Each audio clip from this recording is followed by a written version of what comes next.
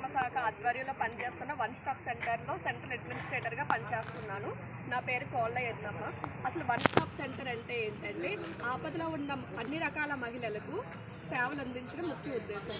ఇక్కడ one stop centre ఎందుకన్నానంటే ఒకే దగ్గర అన్ని రకాల సేవలు లభిస్తాయి. ఎవరైనా బాధిత మహిళలు మా దగ్గరికి వచ్చినప్పుడు తనకు గాయపరంగా వస్తే తనకు మనం ఏం చేస్తామంటే ఫస్ట్ మెడికల్ ఎయిడ్ అనేది చేయిస్తాము. తర్వాత తను మానసికంగా ఏమైనా కృంగిపోతే తనకి మనం ఏంటంటే మన దగ్గర కౌన్సిలర్ ఉంటారు. అలాగే తనకి ఏమైనా న్యాయపరంగా సలహాలు ఏమైనా కావాలంటే వాళ్ళకి లీగల్ ఎయిడ్ కూడా చేయిస్తాము. ఇప్పుడు ఫర్ ఎగ్జాంపుల్ ఒక బాధిత మహిళ భార్యాభర్తలు గొడవ పడుతున్నారు. గొడవ పడటం వల్ల తను ఇంట్లో నుంచి గింటేశారు బయట. తనకి ఎక్కడికి వెళ్ళాలో తెలియని పరిస్థితి.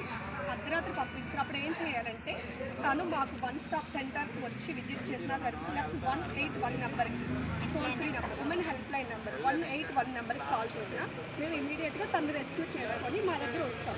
తనకి తాత్కాలికంగా మా 5 రోజులు వసతి కూడా కల్పిస్తామన్నమాట. తర్వాత ఫర్దర్గా తన ఫ్యామిలీతో ఉంటాను అన్నారనుకోండి, ఫ్యామిలీకి చెప్తాను. లేదు నేను ఇంటికి వెళ్ళలేని పక్షంలో మేము ఏదైనా ఒక గృహలో అంటే ఇది ఒక ఆశ్రమంలో తనని పెట్టేస్తాం. అది చేస్తామన్నమాట. ఇక్కడ ఏంటంటే అన్ని రకాల సేవలు అనేవి ఇప్పుడు మెడికల్ ఫెసిలిటేషన్ ఆఫీసర్ ఉంటారు. నెక్స్ట్ ఏంటంటే లీగల్ ఎయిడ్ ఉంటారు, కౌన్సిలర్ ఉంటారు. వీళ్ళందరూ ఏంటంటే ఆ బాధిత మహిళలు ఒకే దగ్గర తనకి సమస్య పరిష్కారం అయిపోవాలి. పోలీస్ స్టేషన్ చుట్టూ తిరగాలి. ఇప్పుడు తనకి ఏదైనా లీగల్గా ఏమైనా చేయాలనుకో మా దగ్గర లీగల్ ఎయిడ్ ఉంటారు.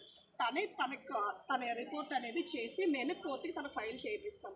తను అస్తమానం కోర్టుకి తిరగకుండా మా లాయర్ తన కేసు ఎక్కడి వరకు వచ్చింది అంటే ఆ సమస్య పరిష్కారం అయిందా లేదని మేమే ఫాలోఅప్ చేసి తనకి ఎప్పటికప్పుడు ఇంటిమేట్ చేయిస్తూ ఉంటామని. ఇది అనేది ఓన్లీ మహిళలు అన్ని రకాల ఏజ్తో సంబంధం లేదు. చిన్నపిల్లల దగ్గర నుంచి పెద్దవాళ్ళ వరకు అన్నీ మేము ఇంటిగ్రేటెడ్ సర్వీసెస్ అనేది ఇస్తాం. ఇది మనకి ఎక్కడుందంటే గవర్నమెంట్ జనరల్ హాస్పిటల్ పాడేరులో ఉంది. ఒకవేళ మీరు వచ్చి విజిట్ చేసినా పర్వాలేదు, మీరు రాలేని పక్షంలో 181 నెంబర్కి కాల్ చేసినా వాళ్ళు మాకు ఇన్ఫామ్ చేస్తారు. ఇమీడియట్గా మేము వాళ్ళని వచ్చి రెస్క్యూ చేయిస్తాం. ఇంకొకటి ఏంటంటే గృహహింసకి శారీరకంగా ఒక కుటుంబంలో శారీరకంగా మానసికంగా వేధింపులు గురి చేస్తూ ఉంటారు. తాగేసి వచ్చి కొట్టడము అలాంటి వాళ్ళకి కూడా మేము కౌన్సిలింగ్ అనేది ఇస్తూ ఉంటాము. నెక్స్ట్ చిన్న పిల్లలకి అత్యాచారాలు చేస్తారు చాలామంది.